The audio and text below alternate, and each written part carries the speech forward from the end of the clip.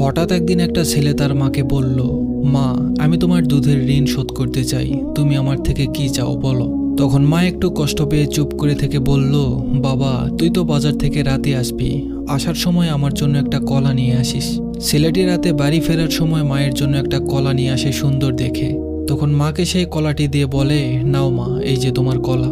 তখন মা বলে, না বাবা, কলাটি তোর কাছেই রাখ, আমি যখন চাইবো তখন আমাকে দিস। আর হ্যাঁ, রাতে ঘুমানোর সময় কলাটি বুকে নিয়ে ঘুমাবি। তখন ছেলেটি বুকের উপর কলা রেখে ঘুমিয়ে পড়ে। সকালবেলা মা যখন কলাটি চায় তখন ছেলেটি বলে, মা, আমি তো কলাটি বুকের উপর রেখে ঘুমিয়ে পড়েছিলাম, আমার পিঠের নিচে পড়ে কলাটি চ্যাপ্টা হয়ে গেছে। তখন মা বলে, দেখ বাবা, সাধারণ একটি কলা বুকের উপর নিয়ে ঘুমাতে পারিসনি, চ্যাপ্টা করে ফেলেছিস। আর আমি মা 9 মাস তোকে গর্ভে রেখেছি, তারপর পৃথিবীতে আসলি। ডান পাশে প্রস্রাব করে দিলি, তাই তোকে বাম পাশে রাখলাম।